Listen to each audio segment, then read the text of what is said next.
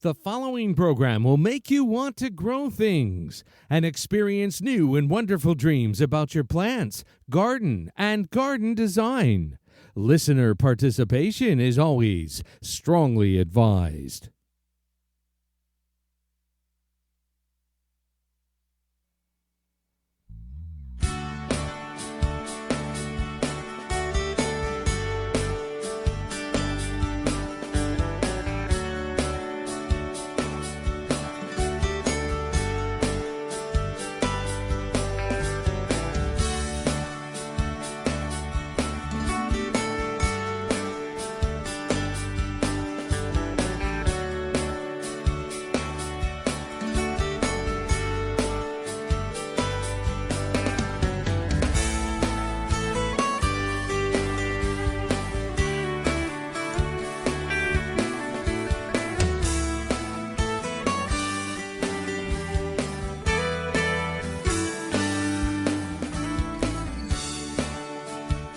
Good evening and welcome to Down the Garden Path with your hosts Joanne Shaw and Matthew Dressing, right here on Reality Radio 101.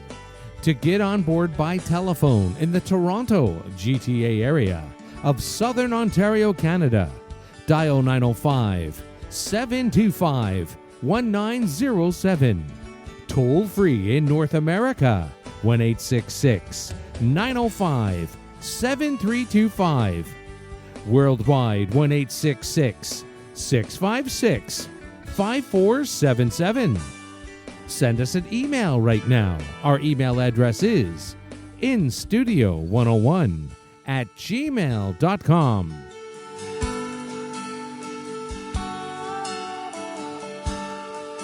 And now, right to your hosts of Down the Garden Path, Joanne Shaw and Matthew Dressing. Welcome, everyone. Welcome back to this episode of Down the Garden Path, where each week we discuss down-to-earth tips and advice for your plants, gardens, and landscapes. As landscape designers, Matt and I know it's important and possible to have great gardens that are low maintenance, and we want to help you make it happen. I'm Joanne Shaw, landscape designer and owner of Down to Earth Landscape Design for the past 11 years. It is currently a design-only business here east of the GTA in Toronto, near Toronto, Ontario, Canada. Here we are. And with me is my co-host, Matthew Dressing. Welcome, Matthew. Welcome, Joanne. Welcome, everyone. I am Matthew Dressing, horticulturist and landscape designer and owner of Natural Affinity Designs. Natural Affinity is a landscape design and garden maintenance firm servicing Toronto and the Eastern GTA. And as most of you know, I am also an avid garden center employee as well. That's right. So Joanne and I enjoy doing Down the Garden Path each week, bringing you interesting, relevant, and helpful topics to help you achieve a great garden. We learn right along with you, from each other, from our research, and from the guests that join us here on the show. As always, we welcome your questions via social media and emails. That's right. We do. And we want to thank everybody for joining us once again down the garden path. And to remember that this show will also then be turned into a podcast. And so if you're only able to tune in for a bit, or if you're late coming in, we'll repeat this message later. Remember to subscribe to the Down the Garden Path podcast on your favorite podcast app. And you'll be notified every time a new show goes up. So welcome to the show, everybody. Thank you, everyone, for tuning in. Well, it is freezing outside. Isn't it, though? I swear, on the way here, as I was getting in the car, I felt ice pellets and some sleet hit my face. Yes. What I is know. going on? I know. It's April 29th, everybody. Honestly. Yeah. Seriously. Come on. I know. And we are excited to have our monthly segment back, kind of our gardening season monthly segment, right? Yeah. So we are excited to chat about May in the garden. As Matt writes, May marks the beginning of the upcoming, albeit very short, gardening season here in Southern Ontario, with the Victoria Day weekend generally marking the average last frost date for gardeners here in the GTA. May brings us many inspiring ideas and trends, but there are many not so inspiring things we need to get done to give our gardens their best chance in the year ahead. Tonight, Matt and I are going to talk all about what to do and what not to do in the May garden. Yeah. And we're really hoping that you have lots of questions for us. We're ready. We're ready to talk gardening. If we can't get our hands dirty, we want to talk about it. Right? You got it. That's right. So, and we also have some, some garden trends that we can talk about, as well as some May stars of the garden. Yes. Which is exciting because it's always good to know some hot plants that we can pop in. So there's always lots to talk about, and we love talking to you, our listeners. So please send in your questions to instudio101@gmail.com. You got it. Yeah. Speaking of inspiration, yes. If you're in the GTA area, we did have the Peterborough Garden Show. We did. And we talked to Colleen, or you talked to Colleen Viskoff before Easter. Yeah, 2 weeks ago. Yeah. Right. So check out that podcast. But you got to go. I fell ill. Yes, you were supposed to go on Saturday. I was. Yeah. And I went Friday night. So because I was busy at a horticultural AGM on Saturday, so I kind of arranged my schedule to go Friday evening. So it was really cool. Nice. Oh, we have a listener question yeah. from Reality Radio 101. Coffee, Matt? 1 sugar, 1 milk? Yes, thank you very much. Please. Send your Tim cards too. I know. Yeah, exactly. But how was it? It was good. It was not a nice weather day, so it was nice to see. It was it was another cold, rainy, it was a Friday night. But it was really cool. I think the new venue went well. Nice. I think there's lots of parking. It was a bit of a hike, but if there's going to be a big parking lot, then you're going to have to walk, right? Yeah. But it was certainly, for the Friday night, it was certainly well attended. And from some of the hints, Colleen, just posted a thank you to everybody, and she said, everything went well except that the whole city and Eastern Ontario arrived Saturday at the same time. So I think it was really busy. I think people are dying look forward to it. The fact that there's so many vendors that are garden specific, garden art, garden tools, plants. There were a lot of vendors there with plants. So I think that it's really geared for the gardeners. And there were no speakers there were. So I was able to, Friday night, Mark and Ben Cullen were speaking. Nice. So I got to hear, it was kind of an informal chat with them. So I got to hear them speak. And have you heard of the Pete Udolph documentary? Yes. Yeah. So they were playing that Friday night. I was saying, you got to see it, didn't you? Yes, we did. We got to see that. So it was good. I'd love to see it again as well.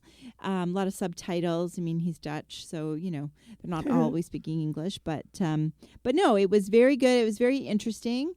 So that for our listeners, if you are a gardener and if you're keen, you can. Pete Udolph is a famous landscape designer. Mm. He designed the High Line. He designed Lurie. I didn't realize Lurie Gardens in Chicago. Oh. Yeah, I didn't know that. They kind of showed the evolution of that, which was really cool. So he's done some really major things, and he has a specific kind of style. And they have done a documentary where they kind of, interview him and kind of follow him around for a bit. And it's really fascinating. So my only complaint is they seem to only really promote it and show it during gardening season when we're all too busy to go. Yeah, exactly. So I know last year at downtown Toronto, it was playing for one night and it was like mid-May. And I know Nancy and I were like, are you kidding me? We can't get down there. So this was really an extra bonus that they had that playing Friday night. And I believe they replayed it on Saturday as well. So look for That's it, with your documentary theater locations or your small, independent theaters are playing it. It's not, I believe, yet available like on Netflix or anything like that. So so it's kind of a really interesting thing. Mind of a landscape designer and totally old school hands. You see him drawing the icons with pencil, like different color markers and different shapes of flowers and coloring the areas and stuff. It really is neat to see him do something by hand at the scale with which he's designing. So it was pretty impressive. Very cool. Yeah. So definitely check that out. I know. So that was exciting. Yeah. So I'm sorry to hear that you were under the weather, but But it was a good show, though. and lots to do and see. And Yeah, there was, it was, I didn't end up buying anything. I didn't know. I was going to ask you that know, next. I didn't, well, I don't really go for the plants because I can get plants myself, you know, so that was good. I bumped into people I knew. I got to see some of that. Like we had Dawn. I got to meet Colleen. So we'd never met face to face, even though I'd interviewed her a few times for the show. Dawn from Gardens Plus was there. Yeah. So I got to see a few people. And so that was really good.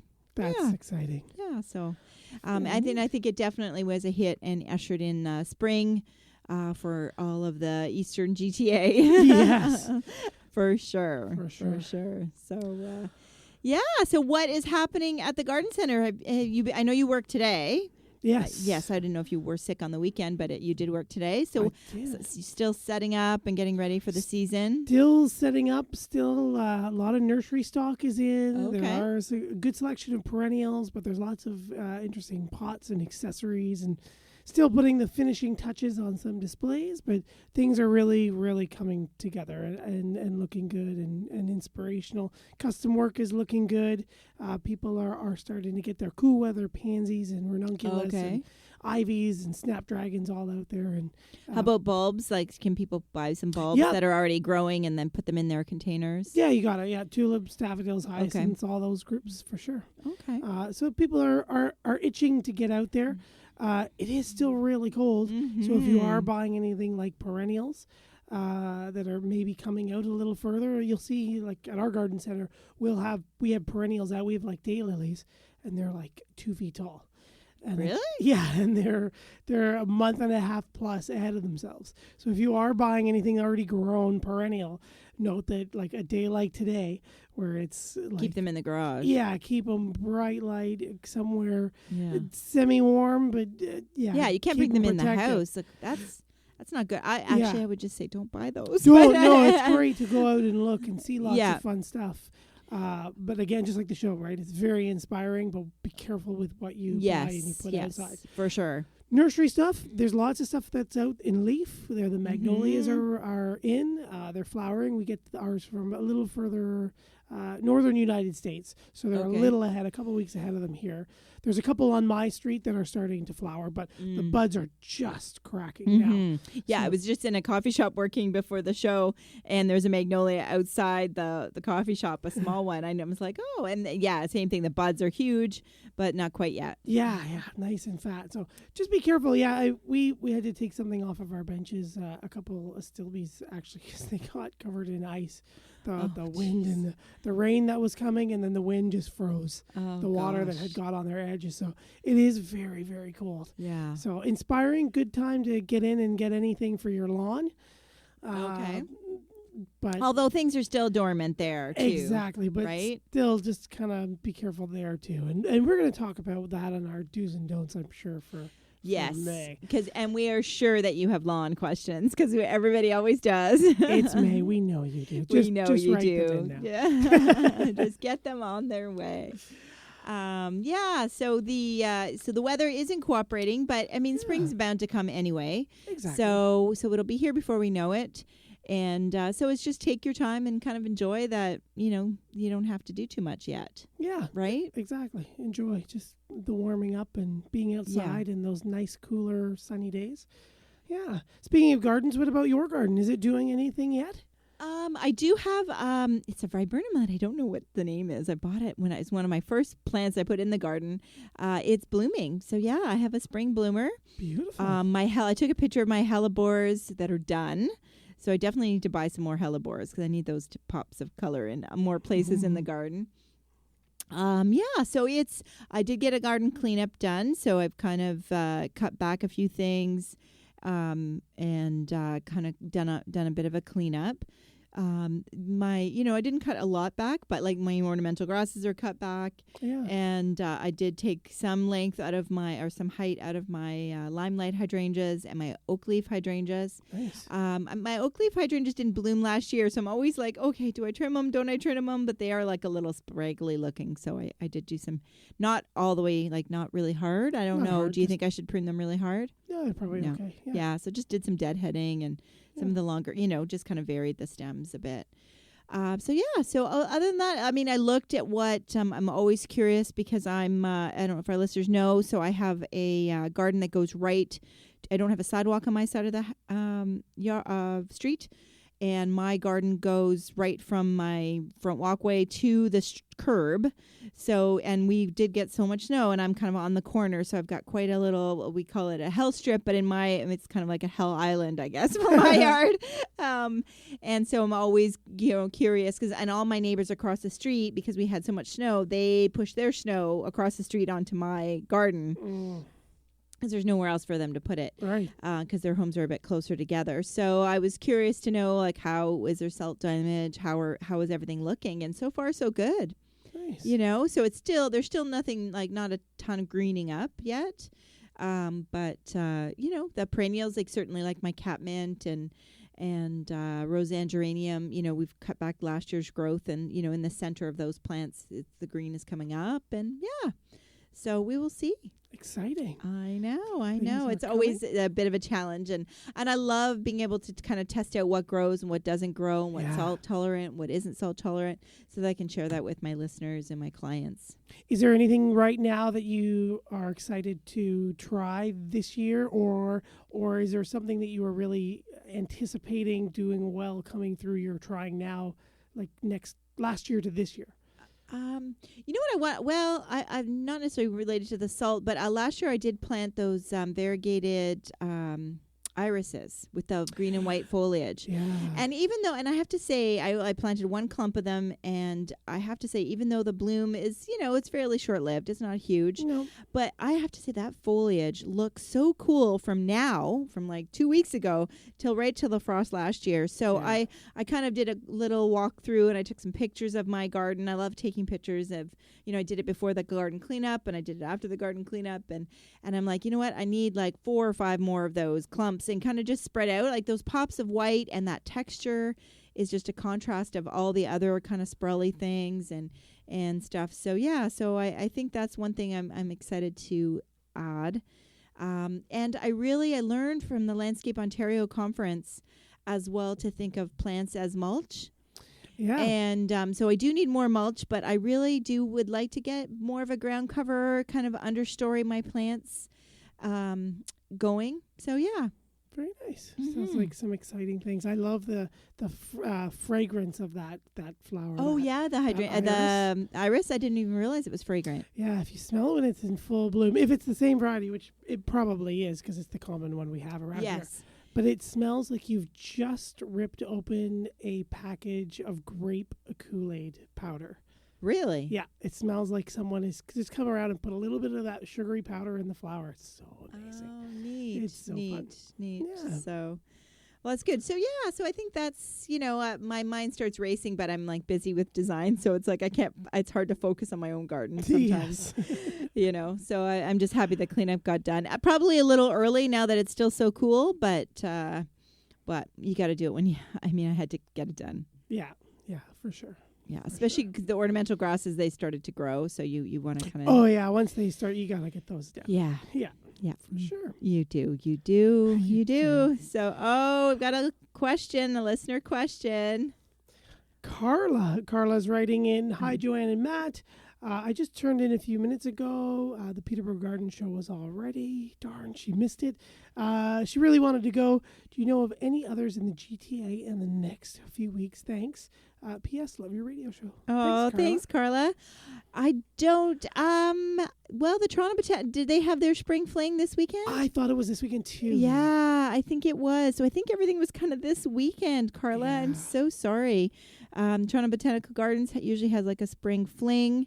I think most hort societies have had their CD Saturdays. Lots of plant sales coming up, though. So check out your local area for plant sales from your horticultural societies. I know Pickering's is May 11th. I think May 11th is a big weekend for Oshawa, like for a lot of them. Yeah. So I know there's a listing. If you go to Garden Making magazine, they do a listing of all the gardening events. And so that should be a big help, Carla, if you're in the area. And so I'm sorry you missed it. You can hear all about it on the last show podcast that was released a couple weeks ago. So thank you again for listening to our show. Yeah. So what should we hit next? I know, May in the Garden. May in the Garden. So we had already talked about, or you had already talked about doing a little cleanup. So you've you've done cut back your grasses. So if you haven't cut back your big ornamental grasses, we can start doing that. Anywhere from, what do you cut yours back? Which ones do you have? I have. I really have. Just the tall ones I have Carl Forster. Okay. And then I have some bloodgrass and some Japanese forest grass, which I didn't really cut because then you don't know where they are. Yeah. Because it's been so cool, they haven't really started growing. So I have some sedge ones, and I kind of was like, okay, no, let's leave all that stuff alone, so I'm not messing with it. Yeah. Yeah. That's okay. But the thing about, I love Carl Forster for the fact that it is one of the cooler season grasses, so it will start to grow a little earlier. So that's why it does need to be cut down. If you have any of the miscanthus or any of the what's the Shenandoah, what's the Shenandoah? The panicum. Panicum. Yep, those are switch grasses. Those are definitely the warmer season. Yeah. So don't worry, don't pull them out, don't bring them back to the nursery. Right. You are looking the end after the May long weekend, the end of May, beginning of June, before those ones. And they'll go fast, not to worry. They catch up. They do. They really do, but they just need some heat. And with the cool temps we've had during the day, never mind the cool temps at night, they're a little slower. So that tends to be why I really, maybe I kind of even overuse Carl Forster in my designs a little bit, or just, I like it. I like that it does grow faster. It's a solid plant for sure. Oh yeah, it really stately, is beautiful. Yeah, and it stays upright. Exactly, very upright for sure. Yeah, for sure. So get out there, cut those guys back. Again, depending on the size of your variety, anywhere from 8 inches to 1.5 feet is sufficient to get all that dead away. If you do see some new growth coming, do not cut through the new growth. Just leave those tips. It kind of, as it starts to grow, it looks a little flat. Right. And those blades have grown, and they've grown once. They're not going to regenerate or give you new tips. Oh, okay. So now, what if we wanted to divide them, though? Like, let's say we wanted to dig out that clump and kind of cut that in half or cut it into 3. Yep. But there's new growth happening. Is that okay? Yeah, so you can divide all those roots and take those segments away. Okay. So you should dig out the whole... Right, dig up that root ball as big as you can. Right. Depending on how big and how wide it is, maybe it just needs half to quarters. If she's a nice 2 to 3 foot clump, you can probably get 4 to 6 pieces out of her.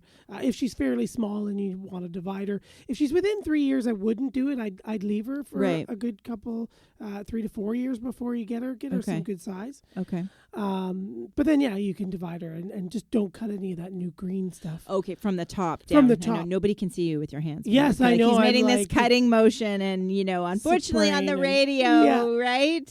Cut. Any of the new growth coming out, don't cut. Yeah, That's no when it goes haircut. flat. No haircuts. Oh, but you can saw through it. You can saw through those roots, but you cannot give it a haircut. Exactly. And that would probably be the same. I'm sure hostas are probably not even really peeking out yet. No. Because of the so cool. But if they are, or if where, confidently where they are, then you could do the same thing. Kind of, if you need to divide it, you could kind of dig them out. Now, I find it easier to dig the whole thing out and then divide it and then put, the one back and take the other 2 or 3 away, as opposed to trying to cut it in half in the ground. In the ground. I agree. I like to take the whole thing out and then do the work. Yeah. And usually I get an old short, long knife and, kind of like a bread knife, kind of like, serrated knife. That's the word. Yeah. Serrated knife and cut through those roots. So that tends to be how I cut ornamental grasses and hostas. And a sure sign, I know definitely if you don't know how old it is or if it's time, really to me the telltale sign is the kind of die out in the center. Don't you agree? Yeah. She's starting to die out in the center. She needs some division and some revitalization there for sure. Yeah, for sure. Yeah. So ornamental grasses kind of do that too, where there's kind of gaps in the center, as do hostas. So yeah. So that is definitely one of the garden tasks you can do. Still be mindful of, I know I'm always the lecturer on the compressing the soil lecture and the stay out of the garden lecture and stuff. But especially with the cool temps and the moisture we've had, a lot of rain. We're going to get rain more tonight. Apparently Wednesday's going to be a washout. Yeah. So really walking on your lawn, walking in your garden, it's really, if you can avoid it, please avoid it, because it's just compressing the soil and really preventing some of that water that's important to our gardens now and later from really penetrating.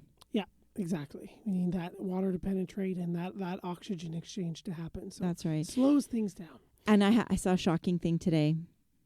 What? I was in a plaza, and whoever does the property maintenance, Matthew, they were cutting the grass. They were mowing the lawn? They were mowing the lawn. What?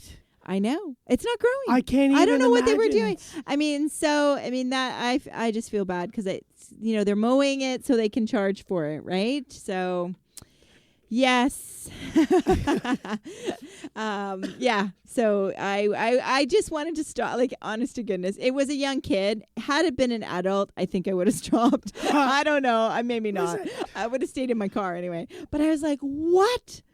That I can't know. even imagine hearing the sound of a mower right now. No. I mean, what are they cutting? The water on top of the head? I don't know. I mean, you could tell the whole, yeah, he's just, they've sent him out. They need him to do something. And he was cutting. He wasn't aerating or... Nope. He was cutting. He was definitely cutting. Yeah. And there's nothing to cut, really, right? Nope. And that's bad to tire. It was a rider mower, of course. No, actually it wasn't. It was a push mower. Yeah, Okay. So that's what I mean. I think they just had a young kid and they needed something for him to do so he can get paid. And, oh, my goodness. they had him out crazy. at this plaza that, mowing from like the parking lot to the street kind of thing. And I'm crazy. like, oh, my goodness, what in the world? So, yeah, it was crazy. I can't I know. imagine. So please, we'll segue shortly into our lawns, but they do not need cutting. They do not need watering.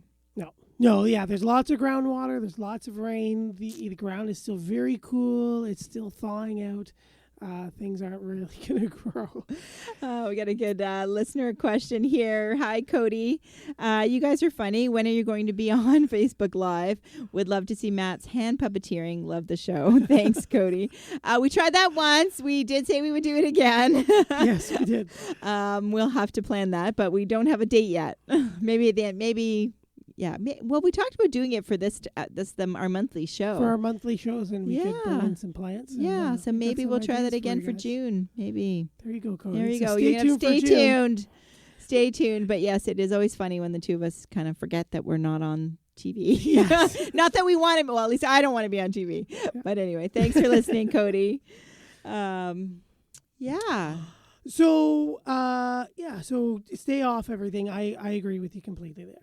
Remember, too, a lot of things, especially in the garden center, everyone is anxious to get out there and feed things. So, good, it is going to happen this month. But remember, if it's asleep, it's not eating. Mm-hmm. Right? If you're in bed and I bring you turkey dinner, unless I wake you up, you're not really going to be eating it. Same thing with our plants. So you can put it down. If you really want to, I still wouldn't. Again, it's so rainy and cold. It's not really activating. It's going to wash away. It's going to dissolve. Yeah. You're wasting your time. So wait until you start to see some growth. Then get out there, and that's when she's going to be actively looking for resources. So hold on. The only thing you really would be feeding and just kind of going into the putting down right now that is technically a fertilizer would be your corn gluten. Okay. And we're right on the edge of that for that crabgrass start with the forsythia. Because forsythia, if you're not familiar with it, if you look around and when you're driving around, it's that big yellow thing that's starting to just go all yellow flowers. I haven't seen any in my neighborhood. How about you? I have, yeah. Have you? Okay. And in a weird spot, I saw one that was really shady, like on the northeast side of a couple tall evergreens, and she was going. Really? And I thought, you must be really cold in there, but you're actually getting some good color. So, so go out on your lawn, but the only thing you would ever want to do right now, ever, is no raking, no whatever. Everybody's raked. Exactly. It's already honest done to gosh, that. you guys are so keen about at least my neighborhood where I drive, they are so keen to get at those rakes, man. So if you haven't done it, give yourself a good pat on the back because you shouldn't have done it. I haven't done it. You can tell my lawn. I've done crap. That's just because we were coming. Yeah, that's right. And also because I'm lazy. Well, that's good. I mean, really, I think sometimes spring is being lazy. The fall is certainly being lazy these days. Yeah. And there's no rush. No. The corn gluten if you've got a big weed problem. because the corn gluten stops all those crabgrass seeds. Mm-hmm. But So- you do need to apply it for a couple consecutive years. The more you put down and the more regularly, seasonally you put down, the corn protein will build into those weedy areas. Okay. So if you can put it down in the fall and then again in the spring, that would be good. That's good.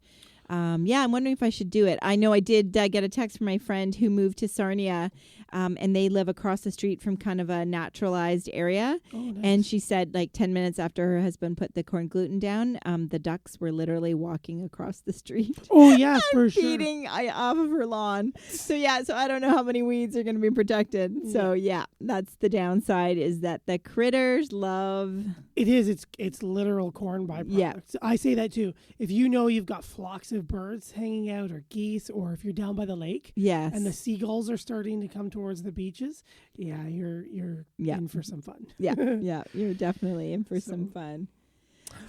Go ahead.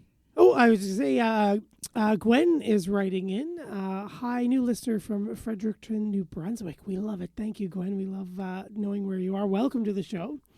I heard about the show from a guy that works with Mark Cullen.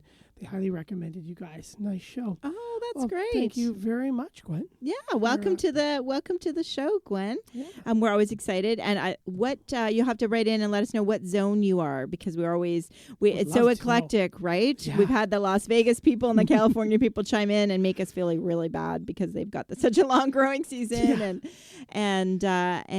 but we definitely are commiserate with higher zones, right? Yes. like New Brunswick. And and a shout out to next week, where just preempt that Nikki Jabbour is joining us from Nova Scotia. So that's going to be exciting. So we definitely give a good shout out to Eastern Canada. Yes. Eastern Canada, it's your time. That's right. Yeah. So staying off the lawns, Mhm. et cetera. But when it does dry out, as May progresses, it's a good time. You can start putting down some composts, revitalize that soil, do any amendments to your veggie gardens that you need to do. Kind of start prepping those. Yeah, Yep. exactly. Start prepping those, remove any of the weeds. Remember, things like tomatoes can be very heavy feeders. So that crop rotation, or making sure they get those nutrients back into the soil. If you plant in the same spot, just make sure you get those guys in there again. Now, speaking of tomatoes, so I'd love to know if our 5B. So Gwen, you're the same as us. So we're 5B here in Wow. Ontario as well. So there you That's go. amazing. I would know. never think that. I know. No, okay. Yeah, but she's probably the water probably. That probably Right? does help. Yeah. Probably. Vegetables. So so do we have any listeners who've started or ambitious? Have you done seed? Do you normally do seeds? I don't, but I went after Indigo Rose cherry tomatoes. Sorry, say that again. Indigo Rose. Indigo rose. Cherry tomatoes. Okay. And so Seeds? seeds, yeah. Oh, okay. Semi-determinate bush variety. Really it's one of the darkest, and my seed pack says it is the darkest, but one of a very, very dark, like black blue Okay. cherry tomato. With a good acidity, but a nice sweet flavor to it at the same time. So I've started to kind of grow those, and All right. they've got an 80-day. Okay. So I thought, Yeah. why not? Yeah, Go for it. good for it. Yeah, I just admire the seed packages on my shelves. I never seem to get around to planting anything, but yeah. So every year, I know. Julie would be so disappointed. I didn't follow her on social media. Our friend who is an avid seed starter, and written her book on seed starting. But yeah, no seed starting for me. And I'm happy to support the garden centers. My son will plant vegetables. He's already asking, Mom, when do I plant? I'm like, after they go fishing that weekend. I'm like, after you get back from fishing. Yeah. So putting the vegetables right outside. Mm-hmm. Mm-hmm. Yeah. So Before I speak on that, the other thing I'm going kind of veggie-like Ooh. is nasturtiums. Oh, Yeah. really? So Okay. nasturtiums, they're immature seed heads. Yeah. They're smaller to medium-sized leaves, as well as the flowers are edible. They are. and have a I very knew nice that. peppery taste I like to add.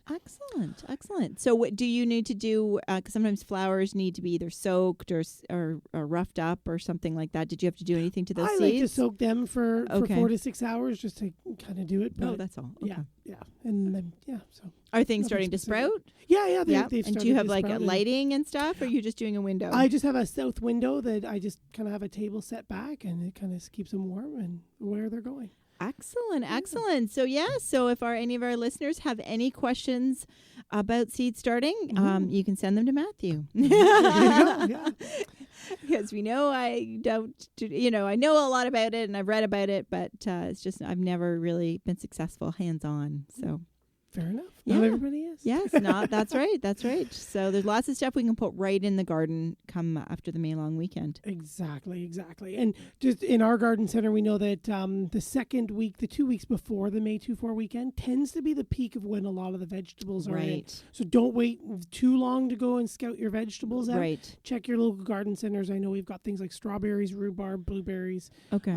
more of the shrubby, Mhm. berry-producing things out already. Excellent. And more Excellent. some cold crop lettuces. So take a look just before the May 2-4 weekend for things like that. And even if it's not, if we can't put them out into the Right. garden yet, it is time you can buy them and keep them in the garage or something like that, right? Keep them protected before you can plant them. But yes, inventory, it tends to kind of dwindle after that for Yeah. veggies, right? Especially if you're looking for some rare, like super hot peppers or Yeah. interesting tomatoes and Yeah. things like that. Yeah, and tune in next week because Nikki's book,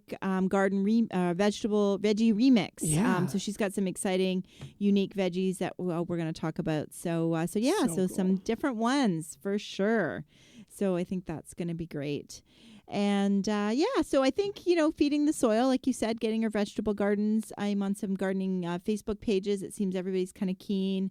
Some people are turning perennial beds into veggie beds, so they're kind of going to, donate, get rid of their plants and kind of donate them.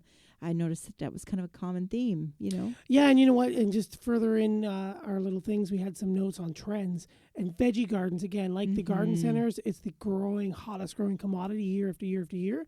And a lot of the trends are showing that people are just like you said, they're sacrificing perennial and annual space and they're mixing in veggies have to be grown everywhere. They're finding spaces in traditional flower bed areas or containers or the mix. So they're very hot that way. Yeah, definitely. And yet they still continue to containers as well. So a lot of people are asking, what Like will grow me. in a container, what will grow on the balcony like you have, Yep. or patios. Some people are putting in bigger patios and less gardens, but want to have plants and veggies on their patios. So it's really, there's really so much versatility now, Yeah, isn't there? it is. It's very versatile. For sure. So that's good. But definitely growing your own food, I think, is definitely a popular trend that isn't showing any signs of slowing down. Nope. I think it's a new movement, and I hope it's here for a very long time. Yes. Yeah. Yeah. So that's good. Especially some of those indoor. I know I was visiting a client when we went inside to present the quote. They had one of those indoor little gardens, and so grow lights. So they had their nice. little pods of growing basil and parsley and different pot. things. yeah, Grow that too. lights. We need to do a show on that. You're we're going to working have to on that. because it's legal now. I know. We do We need a are. show. Although the law hasn't figured out how we're there because you can only grow 4 plants, right? Yeah, you can only legally possess 4 plants and plants, grow but them at Do you once. guys sell them at the garden center? We don't, and that's the number one question. When are Are you your go- pot supplies coming in, and how many Really? pot plants are you guys Have gonna you talked soon? about that management that eventually that you will provide that? And you know what? We've decided no, that our location won't. But we have heard there are a lot of smaller greenhouse operations, Niagara on the Lake, the Golden Horseshoe area, that have closed their annual production for annual herbs and flowers and things, and have gone totally cannabis. Just Really? because they can It's Yeah. so much they wanna easier and more yeah, profitable yeah, for Yeah. them to do. Of course. So I think right now, if you want to grow it, you can either start them from seed. You can order the seeds legally, of course, or you can. I think even the bare root plants. No, I'm pretty sure. That- I thought Okay, that I was hadn't the thing. seen that, but I would believe. Yeah, I could see that. But yes, that definitely needs to be a show. And I'm sure our U.S. listeners are like, what are they talking about? But yes, since cannabis is legal here in Ontario, in Canada, and we're still trying to sort out all the ins and outs about it. So growing it is still a little. I did reach out to a few companies, but I think everybody's reaching out to them. So I haven't gotten anybody yet to come on the show. But definitely stay tuned for that episode. Yes. It'll be a growing conversation for sure. That's right. And time is flying. Oh my goodness. I know. So we did mention a few things about the lawn. So no cutting it. Certainly you could put a slow release fertilizer if you have to, but again, it's still really sleeping.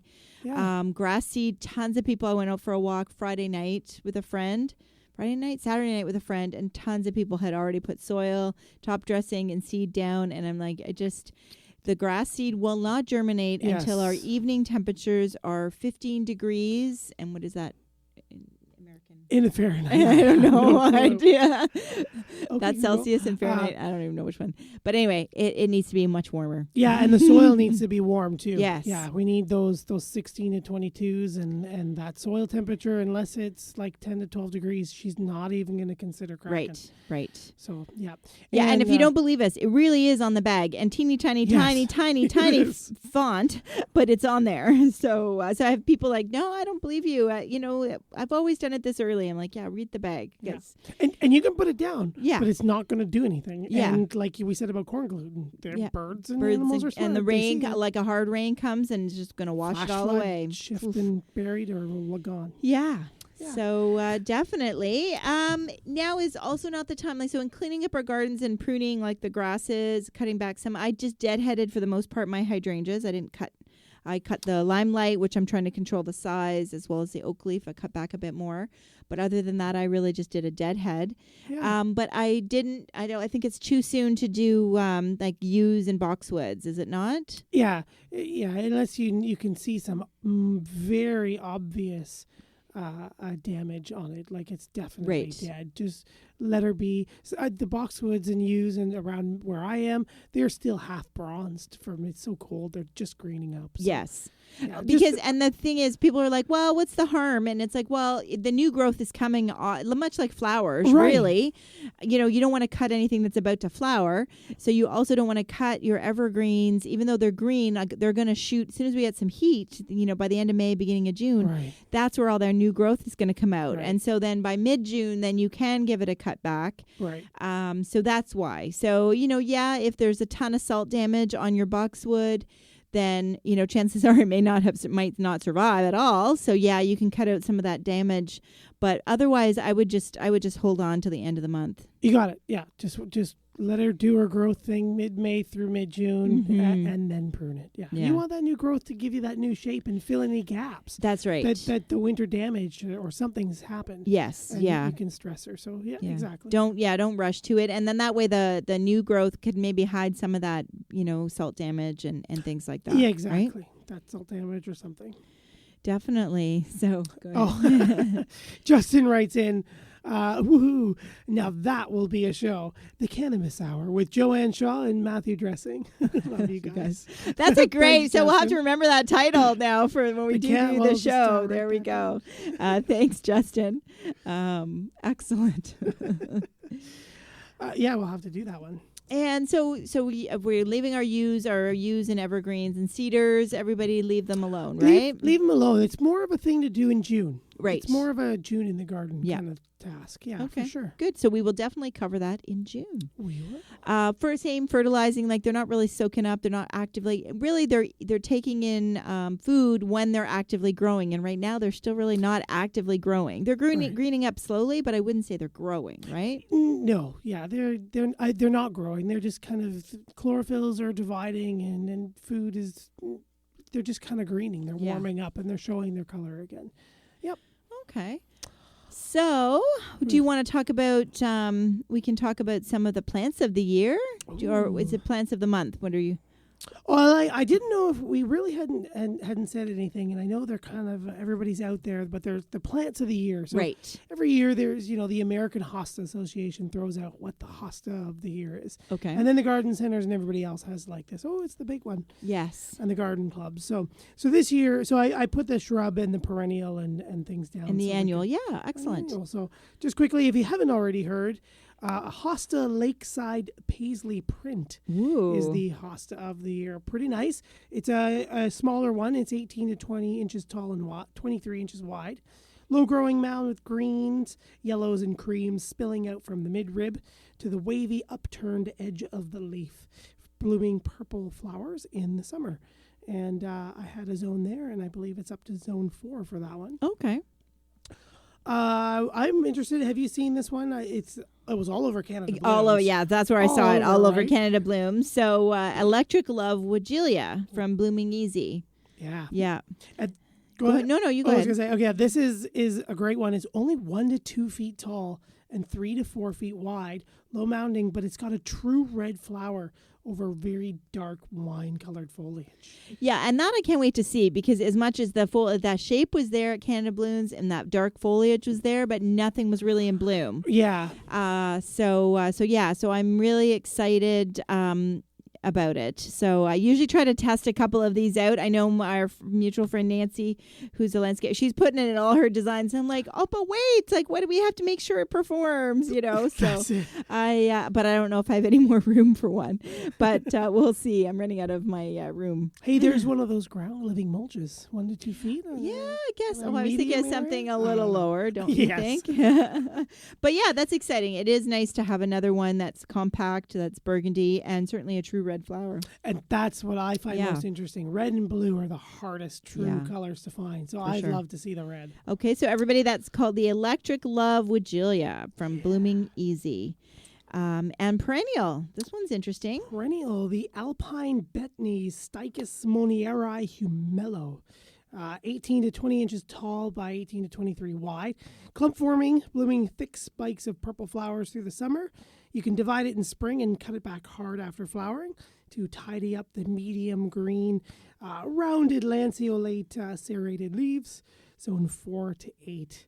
So much like a hosta, a heuchera, or those crane's bills, as the season really wears on through the summer. Right. That new foliage comes through on the bottom. You can Okay. take some of the tired stuff off and tidy it up. So I'm not familiar with this one. So what does it look like? Yeah. So medium green. Like a salvia, like the flower Kinda- spiky yeah, flower? sorry, I see. So yeah, kind of like a salvia Okay. flower, squarish, round stem, kind of tall, about 10 inches tall. Okay, it's a little thick, shorter. Nice spike. Maybe it's the thickness or the roundness of a quarter. And then, a shorter flower, maybe 4 to 6 inches with some nice rich purples on it. Okay. Yeah.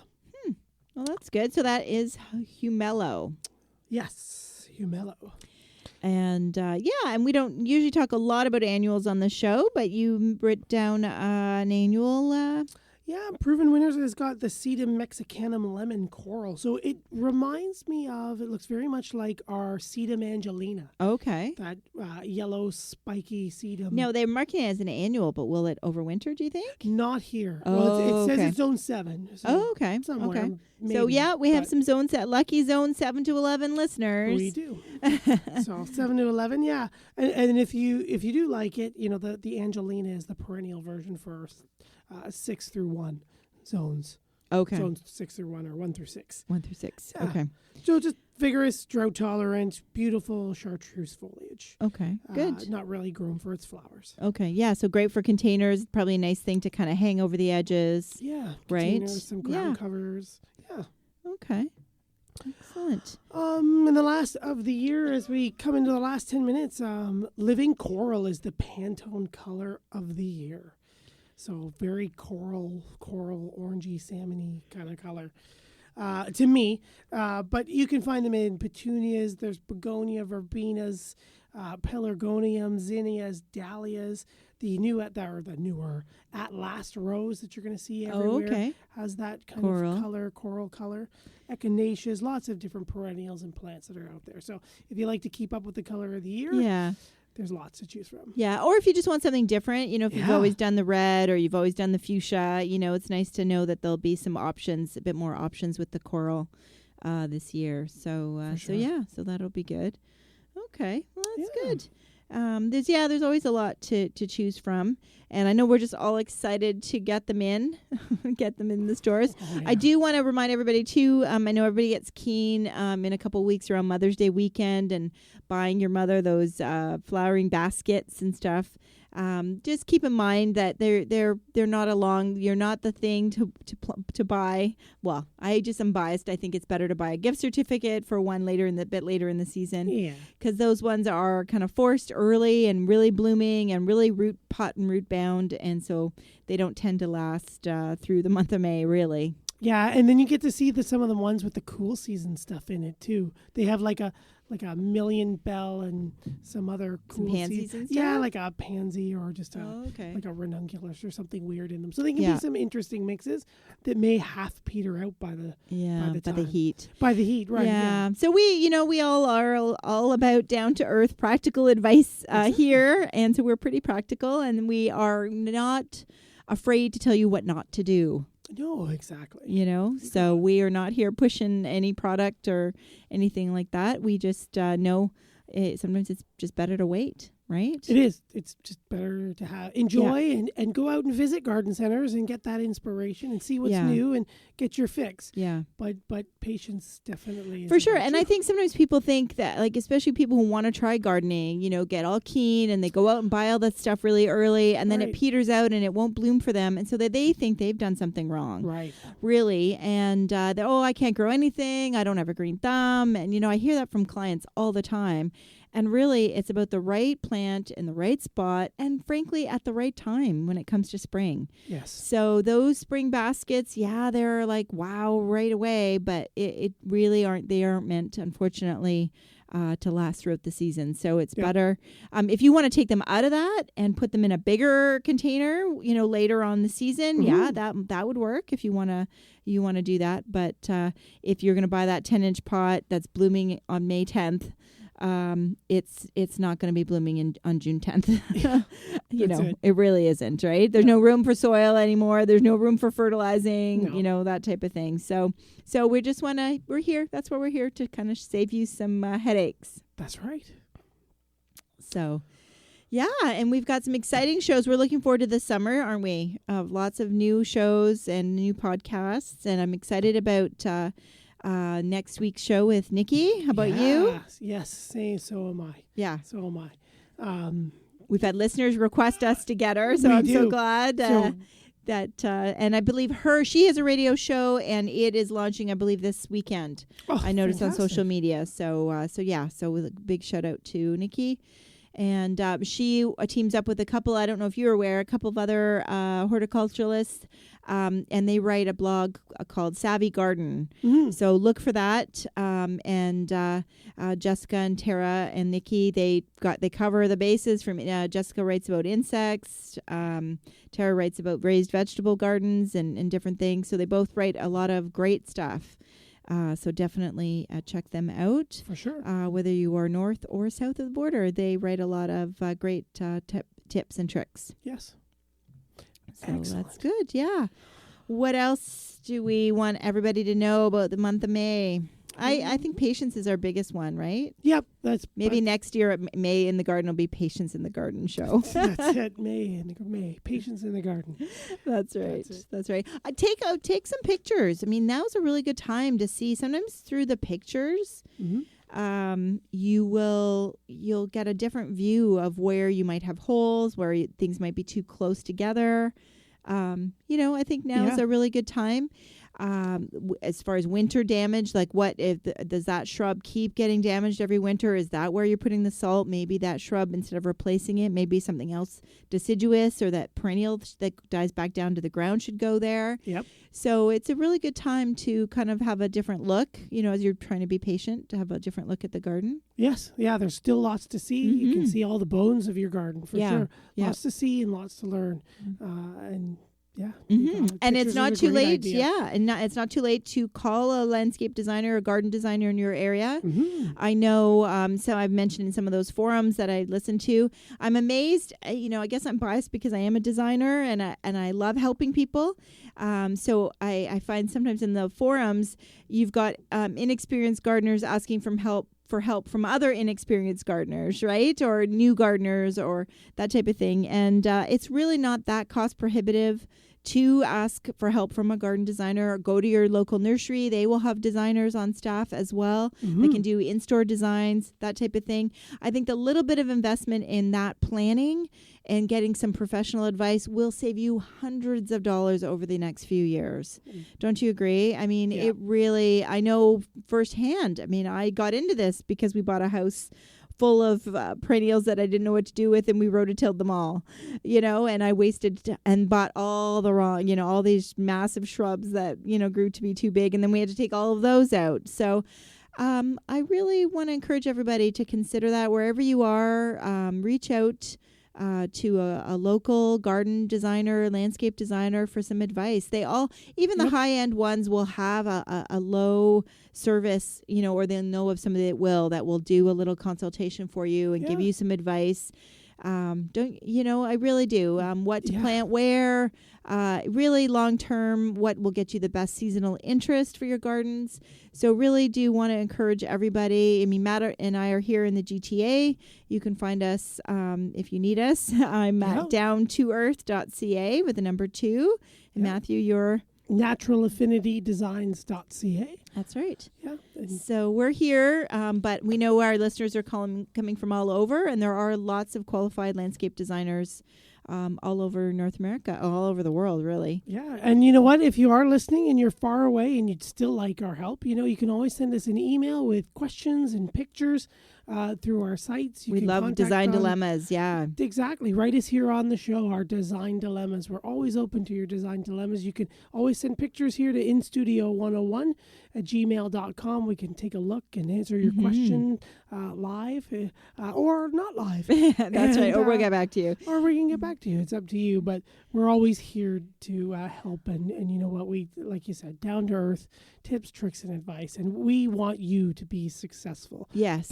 That's our passion for the show. That's right. And I do want to mention, I failed to mention this in the past, but on my website at downtoearth.ca, the number 2, you can sign up for a seasonal tips guide. Yes, so that, so spring, I cover spring, summer, basically the stuff we talk about here. But if you want to have a handy guide at your fingertips, then please sign up for that. You can find that right on the front page of my website, and that'll get you. I do a monthly newsletter as well, basically covering the same stuff that we talk about on the show. So it just helps everybody know what to do in that month in the garden and what not to do. You got it. Exactly. And as always, don't forget, check out the podcast. That's right. Check out your Down the Garden Path on your favorite podcast provider, and you can find all the tips, tricks, and advice from previous episodes and subject matter to like, subscribe, and share. That's right. And get your fill while we be patient. That's right. That's right. So, well, we thank everybody. Thank you so much for being here and joining us once again down the garden path here on Reality Radio 101. Bye, Matt. Bye, Joanne. Bye, Gary.